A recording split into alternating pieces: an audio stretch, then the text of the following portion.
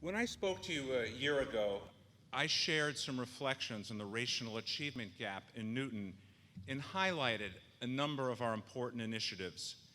This year, I want to continue our conversation by examining how our system can be a more welcoming, supportive, and inclusive place for all. In light of events around the world, in our country, and in Newton, nothing could be of greater importance. Before discussing this topic, I want to acknowledge that while our achievement gaps will not be narrowed overnight, we are now better positioned to make progress. Both of our high schools cluster traditionally underrepresented students in higher level classes, and greater numbers of these students are enrolled and succeeding in advanced college prep and honors level classes. This summer, we welcomed our fourth cohort of rising seventh graders in the Calculus Project as we strive to increase the number of historically underrepresented students in high school honors or higher level math classes. At the elementary level, students in the lower grades now have access to intensive general education reading support with early results that are promising. While academic achievement and support is essential for narrowing the achievement gap, it is only a part of what we need to do. It is crucial that all students feel connected to their communities, and data we displayed last year reveals a gap in feelings of connectedness. More recent surveys of our high school students suggest that racially insensitive language is still present in our schools, and several events last year showed us that Newton is not immune from prejudice and hate speech. While some of us spent considerable time responding to specific events, I think the most important thing we can do is work on these issues when they are not in the headlines. And in fact, we have been and continue to be working on multiple projects, school-based and systemic, focused on both students and adults that will give us some positive momentum as we start this school year. Prior to delving into specifics, it is important to acknowledge that race relations continue to be a challenge in our country, and the tragic events of this past summer made this abundantly clear. The Pulitzer Prize-winning writer Wesley Morris has observed, "Our country can't stop talking about race because racism won't let us change the subject." We know that addressing issues of race and diversity with students is hard work, and it is naive to think that it does not carry risks.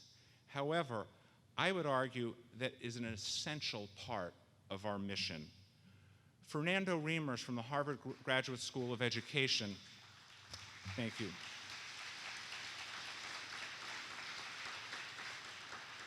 Fernando Reimers from the Harvard Graduate School of Education recently wrote that and I quote, "Our ever-increasing globalization is a process that is shrinking our planet and bringing us all into more intense contact with one another, often across lines of social, cultural, and racial differences. Preparing students to live and work in an integrated world and contribute to society fulfills public schools' intended purpose, and certainly the purpose of our system." We also know that students of all ages will make mistakes when faced with issues of race, religion, gender, and sexuality. Our younger children are curious about the world and have lots of questions about our similarities and differences. While these questions may make adults sometimes feel uncomfortable, we use the opportunities presented by children's genuine curiosity to have age-appropriate conversations about diversity and kindness. As children become adolescents, they test boundaries and explore their identity and character.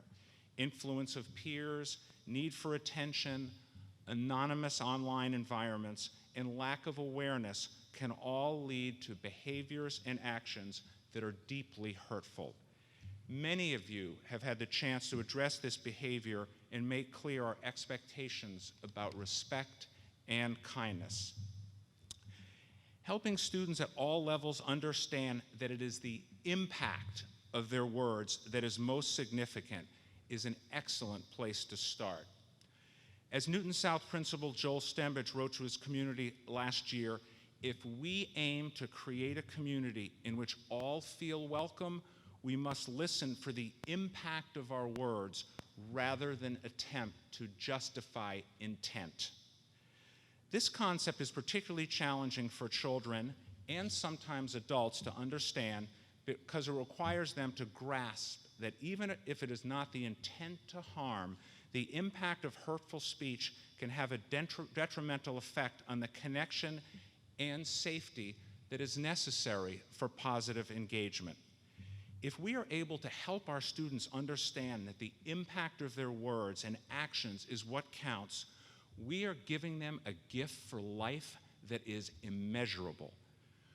We also need to be aware of the impact on some of our students when we discuss sensitive topics such as race.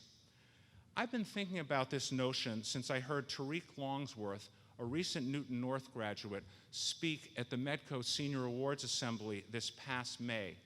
Tariq said, and I quote, "Having all eyes on me whenever slavery was being discussed in class or being looked at for all the answers when learning about the civil rights movement was the norm for me throughout my years in Newton."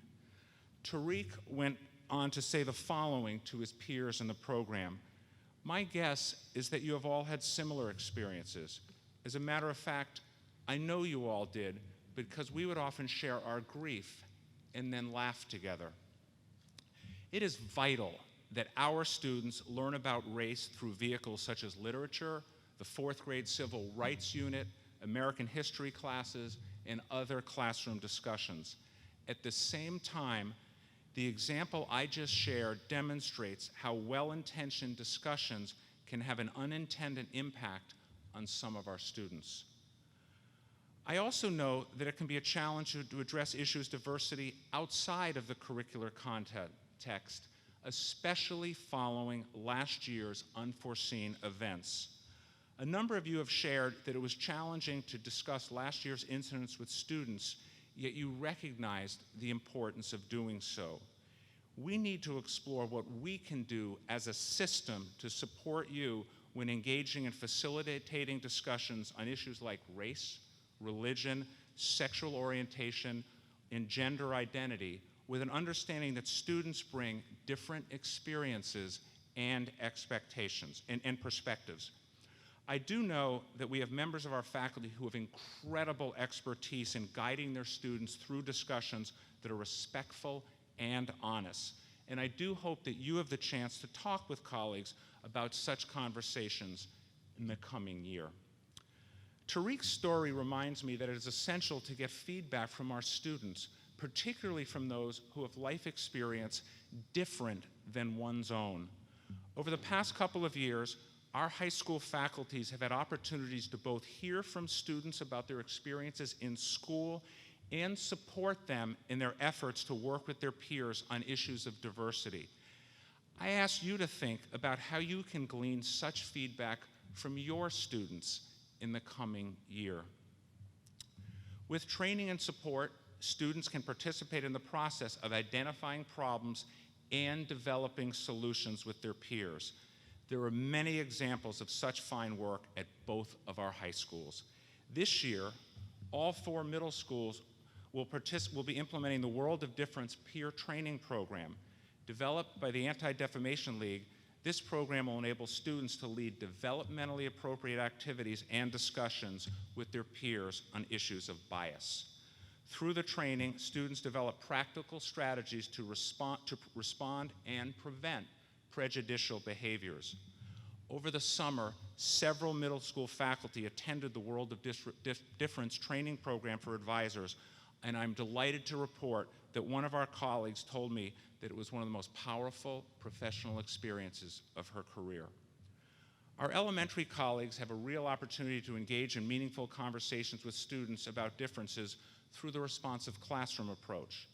As we continue to expand our responsive classroom work, research suggests that students from diverse backgrounds will foster trusting relationships and be less likely to be unkind, exclude others, call each other names, or stand by idly in the face of cruelty to a classmate.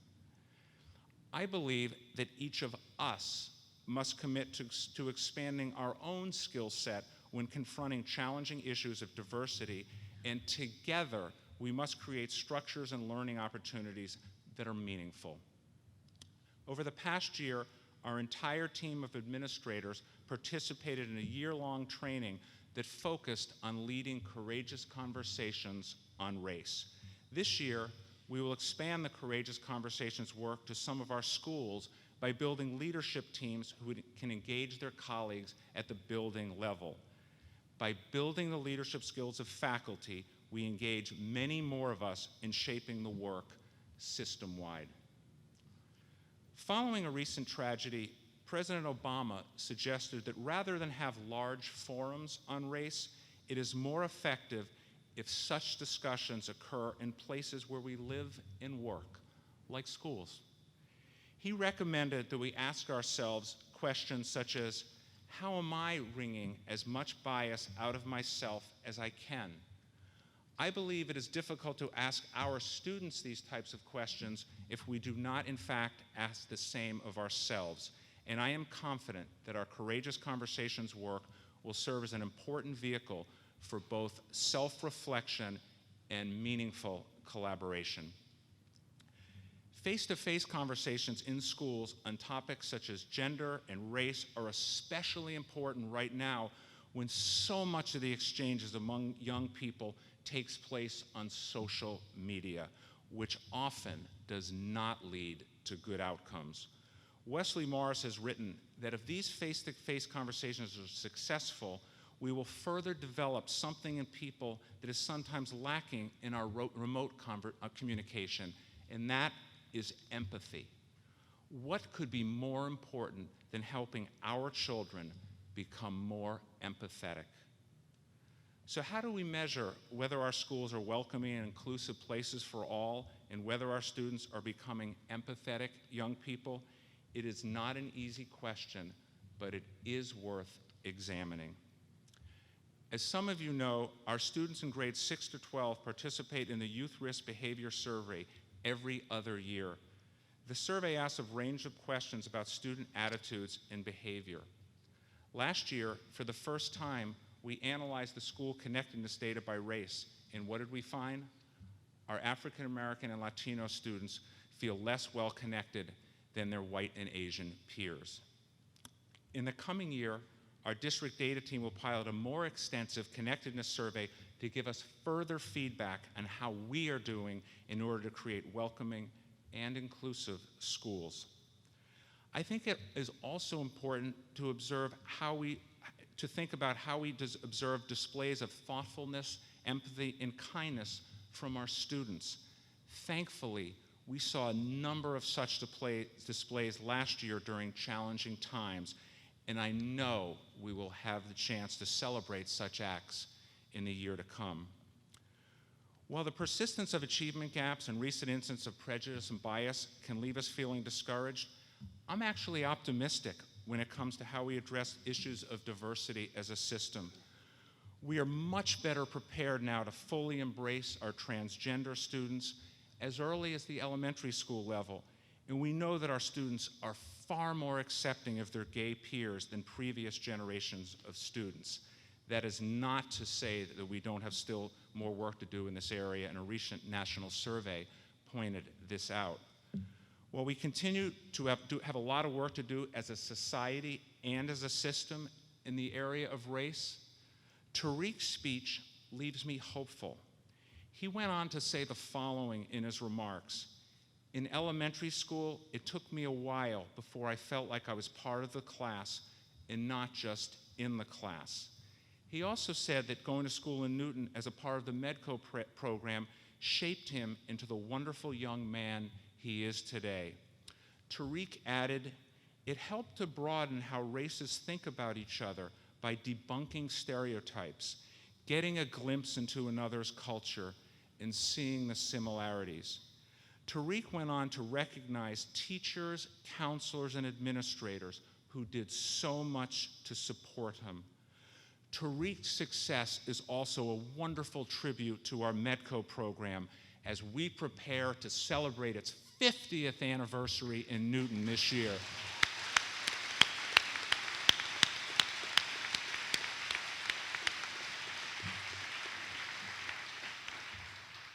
His story is also a reminder that it takes an entire system to educate, nurture, and support students so that they are well prepared to be caring and contributing citizens. The work begins with our youngest children and continues through graduation.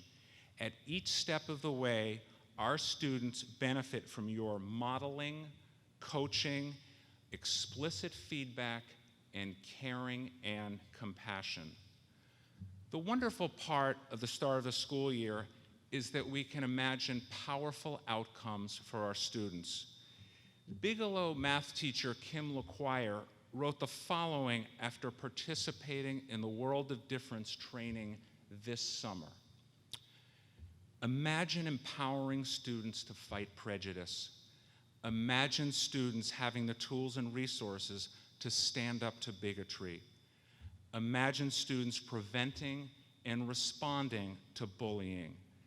Imagine students creating an inclusive culture and respectful school climate.